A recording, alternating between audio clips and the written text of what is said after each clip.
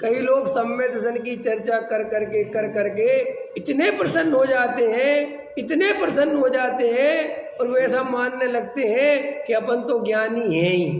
सम्यक दर्शन हुआ है, वो सुखी हुए हैं, तो मैं भी सुखी होऊंगा।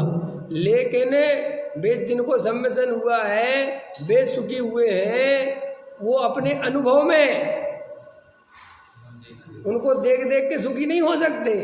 महावीर के पास तुम लगातार खड़े रहो, और ये तो नकली महावीर है, तुम असली महावीर के पास खड़े रहो, दिन भर खड़े रहो, 24 घंटे खड़े रहो और देखते रहो उनको, और देखते रहो कितना बढ़िया समोसरण है, कैसे भगवान शांत होकर बैठे हैं, ओहो कैसी दिव्य ध्वनि गिर रही है, कैसे लोग तत्व सुन रहे हैं, ऐसी बातें भी सोचते रहो और उनकी भक्ति करते रहो।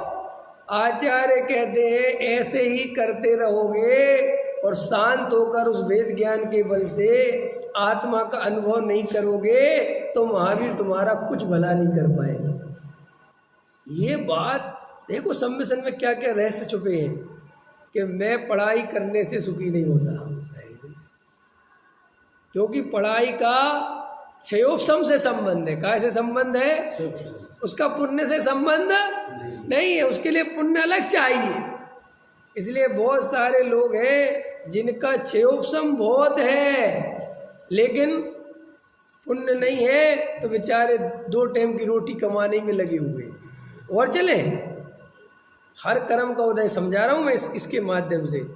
तुम्हारा यशस नाम कर्म का उदय नहीं हो, क्या कहा मैंने, यश कीर्ति नहीं हो तुम्हारी, तो तुम बहुत बड़े विद्वान हो सकते हो, बहुत बड़े, छोटे मोटे की बात नहीं कर रहा, और कहो तुम्हें बिल्कुल सम्मान नहीं दे समाज। और जिसका पुण्य का उदय तेज हो भाई साहब वो उस लायक है नहीं, और आदमी परेशान हो रहा है।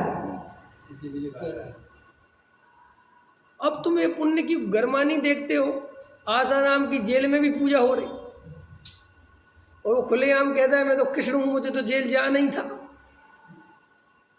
बोलो। और उसके मानने वाले भक्त आज ही फोटो लगा के ये क्या है, ये सब है भाई, क्या कर सकते हो क्या। मैं इसलिए कहता हूँ किसी आदमी के लाखों फॉलोअर्स हैं, ये हजारों सुनने वाले हैं, इससे तुम निर्णय नहीं कर सकते कि ये आदमी ज्ञानी है, कोई आधार नहीं है। अरे तुम तो हजारों फॉलोअर्स के लिए परेशान हो, एक गाना गाने वाले के करोड़ों फॉलोअर्स होते हैं। एक गाना गाता है कोई सिंगर 5-5, 10-10 करोड़ रुपया लेता है एक 5 मिनट के गाना गाने का। एक अभी मैं एक सुन रहा था, अभी पढ़ रहा था, कल एक फिल्म आई है अभी, समझ में आया, तो उसको देखने के लिए दर्शक इतने पागल हैं, इतने बेचैन हैं, नहीं कस्बी नहीं, एक और आर 3 आर, समझ गए ना। उसको देखने के लिए कल मैं देख रहा था सोशल मीडिया पे कि भाई साहब उसका जब एंट्री होती है तो लोग नोटे से निकाल के फेंकते हैं, इतनी ज़्यादा मतलब उसकी स्थिति बनी हुई है ख्याल में आया ना।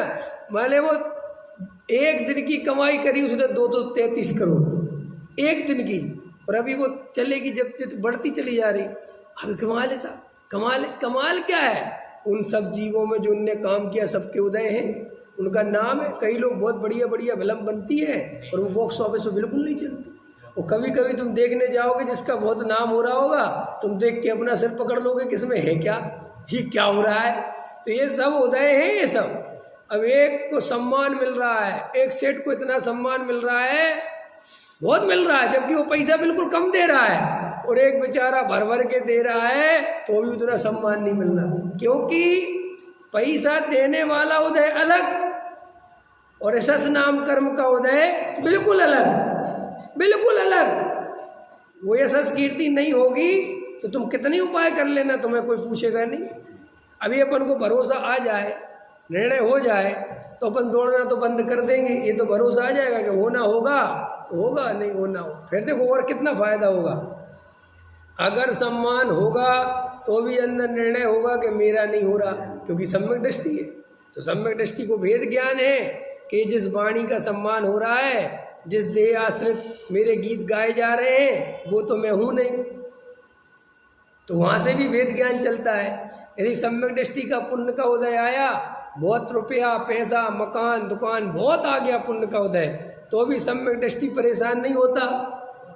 नहीं समझ में आया? अहंकार में नहीं चला जाता, उस परिग्रह से वो आकुलित नहीं होता, क्योंकि उसको पता रहता है ये सब पूर्व का कोई पुण्य का उदय फल रहा है और ये वर्तमान में फलता चला जा रहा है और आगामी काल में उदय पलट जाएगा, ये पर्याय पलट जाएगी, सब यहीं पड़ा रह जाएगा, सब सुबह बात खत्म हो गई। इसलिए उसमें एकत्व नहीं होता, कर्तृत्व नहीं होता, भोक्तृत्व नहीं होता। और देखो मिथ्या दर्शन कितना खतरनाक है। अगर मिथ्या दर्शन हो तो कि जरा सा सम्मान मिले तो पागल हो जाए, जरा सी संपत्ति मिले तो पागल हो जाए, और नहीं मिले तो पागल है ही। बोलो साहब, सम्यक दर्शन की कितनी जरूरत है। इसलिए मैं कहता हूँ सम्यक दर्शन रखो। कई लोग कहते साहब भरत जी भी तो सब इतना दुनिया भर का ताम झाम चलता था, सब बातें। मैंने कहा ताम झाम तो चलता था, लेकिन उनके पास सम्यक दर्शन था। तुम सम्यक दर्शन ले लो और फिर जितना ताम झाम चलाना हो सो चलाते हो, लेकिन सम्यक दर्शन के बिना अगर ये सब में चलोगे तो गारंटी से लुट जाओगे। लुटे तो पहले ही से हो, फिर लुट क्यों जाएंगे? और क्यों लुट जाएंगे कि जो सम्यक दर्शन का अवसर था वो खो जाएगा, और वो लुटना